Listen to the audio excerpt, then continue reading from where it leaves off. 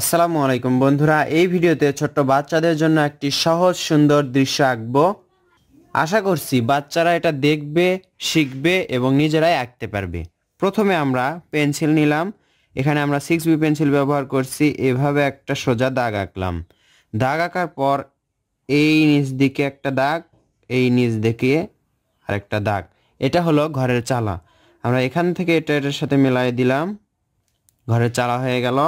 এখান থেকে নিচ দিকে একটা দাগ, এখান থেকে নিচের দিকে আরেকটা দাগ। দাগ দেওয়ার পর এখান থেকে সোজা একটা দাগ দিলাম, এই দুই দাগটা ডাবল করে আঁকলাম। তাহলে সুন্দর একটি ঘরের শেপ হয়ে গেল, ঘর হয়ে গেল। এখানে একটা দরজা আঁকলাম। দরজা আঁকার পর দরজার মাঝে একটা সোজা দাগ আঁকলাম, হলো সুন্দর একটা ঘর। এখন এই পাশে আমরা আরেকটা ঘর আঁকবো, এজন্য আরেকটা সোজা দাগ আঁকবো, কিন্তু একটু উপরে দেখুন আগের থেকে একটু ছোট হলো। এভাবে একটা দাগ, এভাবে একটা দাগ, একই রকম করে, কিন্তু এই নিচের ঘরের থেকে একটু ছোট হবে এভাবে। এরপর এখান থেকে একটা সোজা দাগ নিচের দিকে, এখান থেকে একটা সোজা দাগ, এটা দিতে হলো না আমাদের। এখান থেকে একটা সোজা দাগ দিয়ে দিলাম, এই দাগটা আবার নিচেরটা ডাবল করে দিলাম এখানে যেরকম দিয়েছিলাম। দেখুন সুন্দর দুইটা ঘর হলো। ঘর দুইটা কিন্তু একই রকম, শুধু ছোট আর বড়। এই পাশে যেরকম দুইটা ঘর আঁকলাম, এই পাশেও আমরা ঠিক সেই রকমই ঘর আঁকবো। দেখুন সহজ বিষয়, এইভাবে সোজা দাগ দিলাম, এখানে যেরকম করেছিলাম ঠিক সেরকম করেই আমরা আঁকতে থাকবো।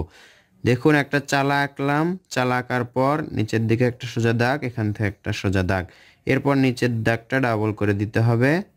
এভাবে সুন্দর একটা ঘর হবে। ঘর হওয়ার পর অবশ্যই সেখানে দরজা দিতে হবে।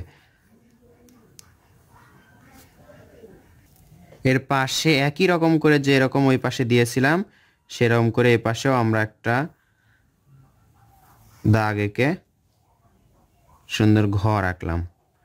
এই ঘরটা একটু ছোট দেখাবে। এখানে দরজা। সুন্দর সুন্দর দুই পাশে দুইটা করে ঘর হলো। এখন আমরা ঘরের ওপরে বা ঘরের পিছনে আমরা গাছ আঁকবো। এইভাবে সহজেই গাছ আঁকা যায়, শিখে নিন। ছোট্ট বাচ্চাদেরকে এভাবেই শেখান। সুন্দর একটি গাছ আঁকলাম। এই পাশে আমরা একই রকম গাছ না, আমরা কলার গাছ আঁকবো। এইভাবে দেখুন কলার পাতা আঁকবো। দৃশ্যটা আপনি মন থেকে যেভাবে সাজাতে পারেন সেরকমই হবে। আসলে মন ভালো থাকলে দৃশ্য আঁকানো সুন্দর হয়। এজন্য আমাদের ধৈর্য সহকারে ভালো মন নিয়ে ড্রয়িং করতে বসতে হবে বা আঁকতে হবে। তাড়াহুড়ো করলে ড্রয়িং সুন্দর হবে না। আর মনোযোগ লাগবে, অবশ্যই মনোযোগ লাগবে। ভিডিওটি মনোযোগ সহকারে দেখবেন এবং নিজে নিজে আঁকার চেষ্টা করবেন, দেখবেন অনেক সুন্দর হচ্ছে ড্রয়িংটা। এভাবে আমরা কলার গাছ ঘরের পিছনে আঁকলাম। এই ঘরের উপরে বা পিছনে আমরা এখানে যেরকম গাছ আঁকছি সেরকম গাছ এখানে আঁকবো। গাছটা আঁকা খুবই সহজ। আমি কিভাবে আঁকছি একবার লক্ষ্য করুন। এখানে যেরকম করে আঁকলাম সেরকম করেই, শুধু একটু ছোট হলো। বন্ধুরা এখন আমরা স্কেল দিয়ে অথবা হাত দিয়েও আমরা করতে পারি, সমস্যা নেই। এভাবে একটা সোজা দাগ ধরবো। দেখুন এটা হবে দূরের প্রান্ত। এভাবে ধরে দেখুন এটা কোথায় আছে, এই দিক থেকে সোজা একটা দাগ আঁকবো আমরা। এখানে যেখানে ফাঁকা আছে সেখানে দাগটা দিয়ে দিলাম। এটা হলো, এই দাগটা হলো দূরের প্রান্ত। এইখানে আমরা দূরে যেরকম দেখা যায়, দূরের গাছপালা যেরকম দেখা যায় সেভাবে গাছপালাগুলো আঁকছি। এটা চাইলে আপনি সহজে এভাবে দিতে পারেন। এখন আমরা এর মাঝে সুন্দর একটা নদী আঁকবো। নদী কিভাবে আঁকতে হয় দেখুন, লক্ষ্য করুন।